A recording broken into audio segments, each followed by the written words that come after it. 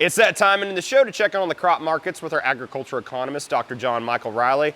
And John Michael, it's raining right now, so I'm sure a lot of wheat growers out there are maybe hoping that the rain's kind of shutting off a little bit as we're kind of coming close to harvest, right? Absolutely. Crop progress report that we got yesterday showed 60% of the wheat in Oklahoma is headed out, so certainly that critical stage of the crop progress where we would like for the rain to kind of stop. Obviously, you hate to say those types of things in Oklahoma at this time of year, but certainly for wheat growers, it would be nice to slow it down so that wheat crop can finish up and we can finish the season strong. So how are prices looking for wheat right now? Right now, really down, and a lot of that has to do with exports. We've gotten the most recent export reports that we're getting in are showing some signs of weakness.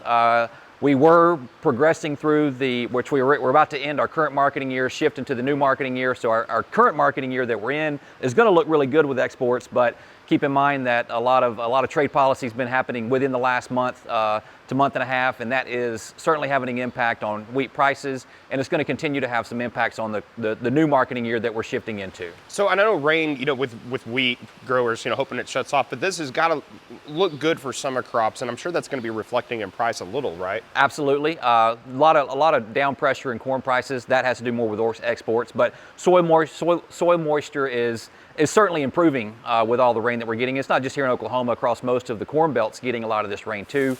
Right here in this planting stage, which typically can be a little bit of a negative, in fact, in regard to getting out there and being able to make some progress with planting. But with all of our equipment today, we can really make that up very quickly.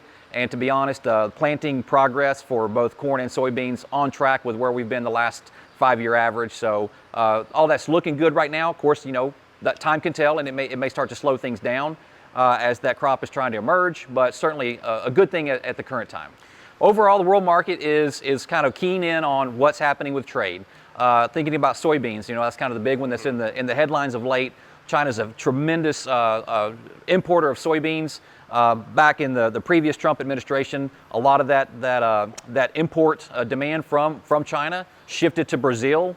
And to be honest, a lot of that infrastructure that was put in place at that time really hasn't adjusted the overall trade balance between the U.S. and Brazil. So Brazil still holds a big majority of those soybean imports into China, and that's something that the market's still working or kind of keeping an eye on. Yeah, and I know that's with heavy rain, weather, trade news, there's just a lot of uncertainty for producers in Oklahoma and just in in the country as a whole. So what's your recommendations as we're kind of coming into harvest, and what producers can do with a lot of this uncertainty?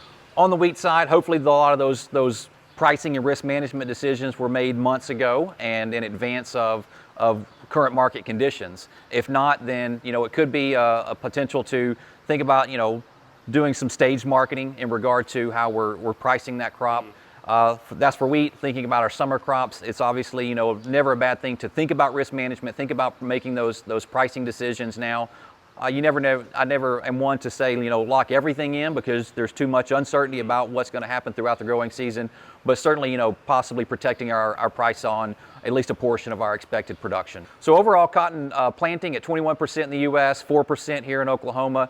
But prices have been fairly stable over the past few weeks, largely due to some pressure on the weakness on the U.S. dollar, which usually is decent for exports. Exports are looking pretty good for cotton, so the market's fairly stable at the current time. All righty, thanks, John Michael. Dr. John Michael Riley, OSU agriculture economist here at Oklahoma State University.